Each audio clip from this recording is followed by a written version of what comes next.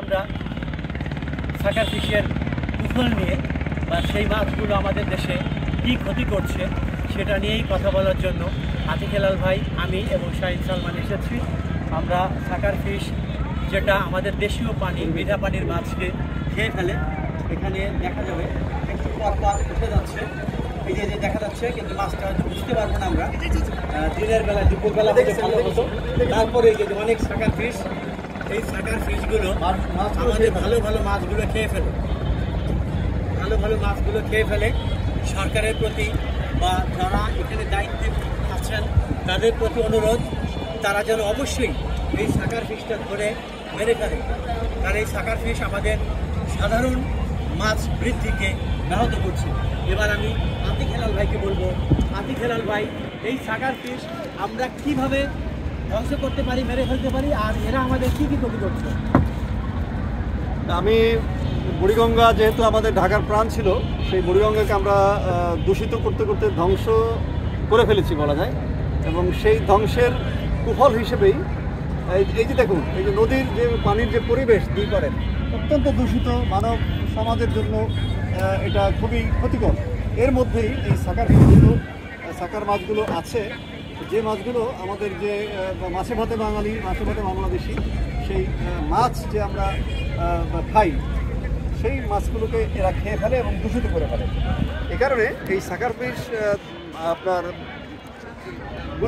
উৎপাদন বৃদ্ধি অপসারণ করার জন্য কোনো মাস্টার প্ল্যান বা সরকারি বা সামাজিক কোনো উদ্যোগ আমরা কার্যকর কোনো উদ্যোগ দেখতে পাচ্ছি না। আমরা আগেও এই সাকার ফিশ নিয়ে কথা বলেছি, টেলিভিশনে, গণমাধ্যমে আমরা সাকার ফিশের কথা শুনেছি, এর খারাপ দিকগুলো শুনেছি, কিন্তু এগুলোকে ধ্বংস করার কোনো উদ্যোগ এখনো নেওয়া হচ্ছে না বলে আমরা উদ্বিগ্ন। এবং সে কারণে সেই উদ্বেগ থেকেই আজকে আমরা আবার এসেছি। সাকার ফিশগুলো এখানে বারবার উঁকি দিয়ে উঠছে, এখানে কিন্তু আমরা ক্যামেরায় ধারণ করতে পারছি না। এই যে বড় মাছ, এগুলো হচ্ছে সাকার ফিশ, কালো মতো, কালো, এটা দেখতে আমরা এখানে ক্যামেরাটা ধরে রাখলে বোঝা যাবে, দেখা যাচ্ছে। এই সাকার ফিশগুলো কিন্তু আমাদের যে খাদ্য, কিন্তু এটা না, আমাদের খাদ্য মৎস্য এটা কিন্তু না। এই সাকার ফিশগুলো আমাদের মৎস্য সম্পদকে ধ্বংস করে দিচ্ছে এবং মাছগুলোকে খেয়ে ফেলছে। ছোটো ছোটো মাছ বড় হতে পারছে না, এই তথাকথিত এই সাকার ফিশ সেই মাছগুলো খেয়ে ফেলছে। এই যে এখানে এই যে বুদবুদ তৈরি করে মাছগুলো উঠছে এবং দেখা দিচ্ছে আবার ডুবে যাচ্ছে। এই মাছগুলোকে আপনার ধ্বংস কী প্রক্রিয়ায় করা যায়? এখানে বিষ প্রয়োগ করে এটা করা সম্ভব না, তাহলে সাধারণ মাছগুলো মারা যাবে। কিন্তু এই ব্যাপারে একটা পরিকল্পনা, এটা মৎস্য অধিদপ্তর এবং নৌ পরিবহন মন্ত্রণালয়, এই দুই মন্ত্রণালয় মিলে এটার ব্যাপারে কার্যকর ব্যবস্থা গ্রহণ করা হবে বলে আমরা আশা করছি।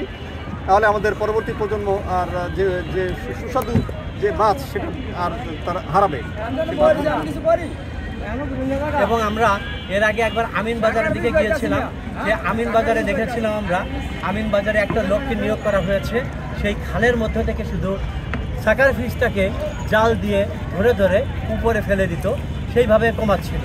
এরকমও যদি এইসব নদীতে এরকম জাল ফেলা হয়, জাল ফেলে সাকার ফিশগুলোকে বাছাই করে নষ্ট করা হয়, অর্থাৎ সরকার যদি ভালো ভালো পরিকল্পনা, কোন পদ্ধতি অবলম্বন করলে সাকার ফিশগুলোকে বিলুপ্ত করা যায়, তাহলে আমাদের সাধারণ মানুষের জন্য, আমাদের যে মাছগুলো খাই সেই মাছগুলো বেঁচে থাকবে। কারণ সাকার ফিশগুলো ভালো মাছগুলোকে, আমাদের দেশি মাছগুলোকে খেয়ে ফেলছে। এই সাকার ফিশগুলো কীভাবে আসছে তাও আমরা জানি না, তবে নদীতে এখন খালেও ছুটে গেছে, আর কিছুদিন পরে দেখা যাবে বিলেও চলে গেছে। এই যে অনেক মাছ এখানে, আমাদের তো ভালো মাছ না, এই মাছগুলো মাঝি ভাই বলছে এগুলো সাকার ফিশ এবং এগুলো ব্যাপক হারে এখানে আছে, নদী ভরা এই মাছ, এগুলোর উৎপাদন বৃদ্ধি পাচ্ছে এবং এই কারণে আমরা মাছের স্বাদ থেকে বঞ্চিত হচ্ছি। মাছের দাম আমাদের দিন দিন আকাশচুম্বী হচ্ছে। এই সাকার ফিশ অন্যতম একটা কারণ। এই যে আমরা এখন এখান থেকে ওই পারে জিঞ্জিরার দিকে উঠবো, তার মাঝখানে আপনাদেরকে একটু সাকার ফিশ সম্পর্কে একটু জানালাম এবং কিছু দেখানোর চেষ্টা করলাম। এবার শাহিন সালমানকে বলবো, এই সাকার ফিশ নিয়ে তুমি কিছু বলো। সাকার ফিশ মানে সাকার ফিশ যেটা, এই মাছটা হচ্ছে খাবার উপযুক্ত নয় এমন একটা মাছ। মূলত নদীর ভেতরে যে বজ্রগুলো আছে, বিশেষ করে কঠিন ধাতব যেগুলো, এই ধাতবগুলো খেয়ে থাকে, যার কারণে এই মাছের যে মাংস যেটা, এটা খুব শক্তময়, মানুষের হজমের ক্ষতি করে এবং সরাসরি এটা কোনো টক্সিন বা সেই ধরনের ক্ষতি করে না, কিন্তু ধীরে ধীরে ক্ষতি করে মানুষের মানে একটা kidney, বিষাক্ত heart স্লো পয়জনিং একটা। এবং যে লিভারের জন্য ক্ষতি করে। এই জন্য এই মাছটা নিষিদ্ধ, বাংলাদেশে নিষিদ্ধ মাছ। এটা ক্ষতিকর ছাড়া ভালো কোনো দিক নেই, যার কারণে এই মাছটা আমরা এখানে দেখতে পাচ্ছি ব্যাপক পরিমাণ, এত পরিমাণ বৃদ্ধি পেয়েছে, অনেকে জানে না কিন্তু অধিক পরিমাণে। এবং বাজারেও দেখি আমরা কিছু বাজারে দেখি বিক্রি হচ্ছে, মানুষ না জেনে এই মাছটা কিনছে, কেনাবেচা হচ্ছে এই মাছটা।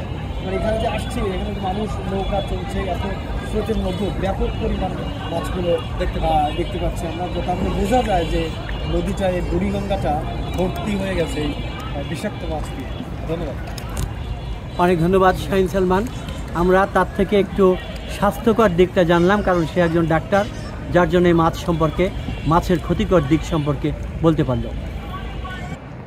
অর্থাৎ আমরা বুড়িগঙ্গার সোয়ারিঘাট থেকে নৌকা নিয়ে জিন্দিরা পাড়ে আছি।